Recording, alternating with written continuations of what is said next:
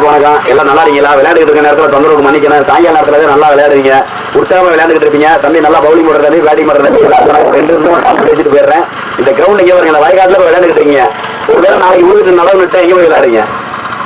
இல்ல இல்ல, இதே ஐயா இசை சுப்பையா உங்க ஊருக்கு வந்திருக்காரா? 15 வருஷமா 30 வருஷமா ஆகக்கூடியவர்கள் இதுக்கு முன்னாடி 30 வருஷம் ஆண்டது. இந்த 60 வருஷமா 2 கட்சி தான் ஆண்டு இருக்கு. திமுக கூட்டணி அதிமுக கூட்டணி 2 பேரும் ஆண்டிருக்காங்க. என்ன சொல்லணும், காங்கிரஸும் திமுக அதிமுக 3 கட்சி தான் ஆண்டு இருக்கு. இது வரைக்கும் நீங்க இப்படி காடுகாடா போய் விளையாடுறீங்களா? இதற்கு பதிலா இங்க இருக்கக்கூடிய அன்னதானம் போடக்கூடிய ஐயா இசைக்கு சுப்பையா உங்களுக்காக ஒரு 5 ஏக்கர் வாங்கி, ஒவ்வொரு ஊருக்கு 5 ஏக்கர் வாங்கி பிளே கிரவுண்டா மாத்திருந்தா, விளையாட்டு மைதானம் மாத்திருந்தா உங்களுக்கு விளையாட இடம் இருக்குமா இல்லையா? எனக்கு சினிமா இல்லையா? என்னோட கேள்வி நியாயமான பாருங்க. அன்னதானம் போடுறது உங்க வீட்டுல சோறாக்குறீங்க.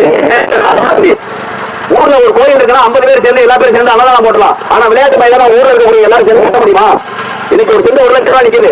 இந்த இடத்துல ஒரு செண்டு 1 லட்சம் ரூபாய் விற்கீங்க. 1 ஏக்கர் வாடா 1 கோடி, 5 ஏக்கர் வாடா 5 கோடி, 5 கோடி ரூபாய் போட்டு நீங்க நிலம் வாங்க முடியுமா? விளையாட்டு மைதானமா மாத்த முடியுமா? 5 கோடி ரூபாய் போட்டு 5 ஏக்கர் நிலம் வாங்கிட்டா அதுல குறைஞ்சபட்சம் 2 அடி உயர்த்தணும். இல்லாட்டி தண்ணி வந்து நின்றுடும், பள்ளமா போயிடும், மதி விழுகும், சேரும் ஜாலியமா மாறிடும். அப்ப 5 ஏக்கர்ல ஒரு விவசாய நிலத்தை விளைபொருட்கள் விளையாட்டு இடங்களை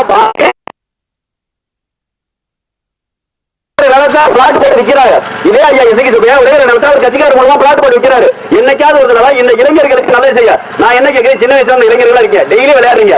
உங்களுக்கு எத்தனை பேர் டோனி மாரியோ அல்லது கோலி மாரியோ நல்ல பிளேயர்கள் எத்தனை பேர் இருந்திருப்பீங்க? உங்களை மாதிரியே விளையாட்டு தெரிஞ்சிருப்பாங்க. இந்தியா இப்ப நம்ம தமிழ்நாட்டுல நடராஜன் சொல்லி ஒருத்தர், அவர் ஈரோட்டுக்காரா? ஈரோடு நடராஜன் ஒருத்தர் இருக்காரா?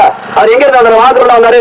சச்சின் எங்க இருந்து வந்தாரு? உங்களை மாதிரி ஒரு காட்டுலயோ கரையிலேயோ ஒரு நேரம் விளையாட்டு தெரிஞ்சவங்க தான். அவங்களுக்கு ஒரு நல்ல பயிற்சியாளர் கிடைச்சிருப்பாரு, ஒரு நல்ல விளையாடுறதுக்கு ஒரு மைதானம் கிடைச்சிருக்காங்க. நல்ல மைதானமும் நல்ல பயிற்சியாளரும் விளையாடுவதற்கு உற்சாகப்படுத்துவதற்கு கூட இருக்க நபர்களும் கொஞ்சம் ஊட்டச்சத்து பொருட்கள் வாங்கி கொடுத்ததுனாலதான் உருவானார்கள் சச்சின் போன்ற விளையாட்டு வீரர்கள்.